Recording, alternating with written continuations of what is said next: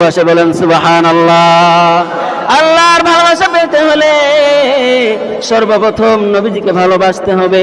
আল্লাহর ভালোবাসা পাইতে হইলে নবীজির সাথে সম্পর্ক করতে হবে, ঠিক কিনা বলে? নবীজিকে ভালোবাসা শুধু জবান দিয়ে আমি নবীজিকে ভালোবাসি এই কথা বলার নাম নবীজিকে ভালোবাসা না, বরং নবীজিকে ভালোবাসার নাম হলো নিজের জীবনের মধ্যে, সমাজের মধ্যে, রাষ্ট্রের মধ্যে নবীজির সমস্ত আদর্শগুলোকে বাস্তবায়ন করা, ঠিক কিনা? নিজের জীবনে যেমন নবীজির আদর্শগুলো বাস্তবায়ন করতে হবে, ঠিক তেমনি ভাবে সমাজের মধ্যে, রাষ্ট্রের মধ্যে, সব জায়গায় আল্লাহ রাসূলের আদর্শগুলো বাস্তবায়ন করার নামই হচ্ছে রাসূলকে ভালোবাসা, ঠিক কিনা বলেন?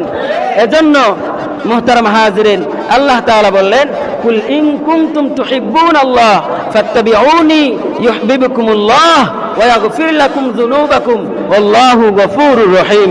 হে নবী, আমার বান্দারা যদি আমাকে ভালোবাসতে চায় তারা যেন আপনি নবীজিকে ভালোবাসে। আপনি নবীজিকে যদি আমার বান্দারা আপনাকে ভালোবাসতে পারে তাহলে ওই বান্দারা যেন আমি আল্লাহকে ভালোবাসলো। সুবহানাল্লাহ।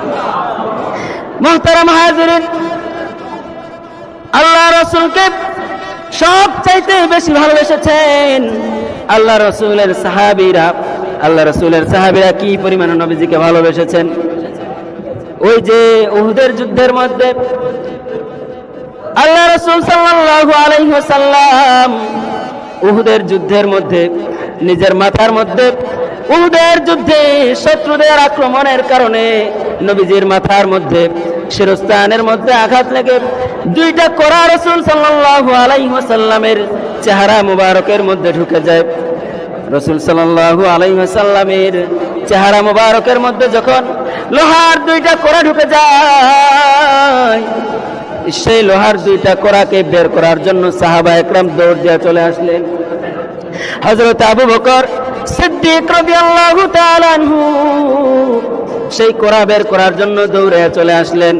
হযরত আবু বকর সিদ্দিক রাদিয়াল্লাহু তাআলা আনহুকে বাধা দিয়া হযরত উবাইদা ইবনুল জাররাহ রাদিয়াল্লাহু তাআলা আনহু বলতেছে, ও ভাই আবু বকর, আপনি তো রাসূল সাল্লাল্লাহু আলাইহি ওয়াসাল্লামের সাথে হেরা গুহার মধ্যে গারে সাউরের মধ্যে অবস্থান করেছেন। আপনি তো রাসূল সাল্লাল্লাহু আলাইহি সাল্লামের সাথে হিজরত করেছেন। আপনি যে মর্যাদার অধিকারী হয়েছেন, আমি সারা জীবন ইবাদত করে সেই মর্যাদার অধিকারী হতে পারবো না। আজকে রাসূল সাল্লাল্লাহু আলাইহি ওয়াসাল্লামের মাথার মধ্যে, চেহারার মধ্যে যেই কোরাগুলো ঢুকে গেছে, এই কোরাগুলো বের করার মতো সুযোগ আমাকে একটু আপনি করে দেন। আল্লাহু আকবার বলেন। এ মুসলমান বাবাজিরা,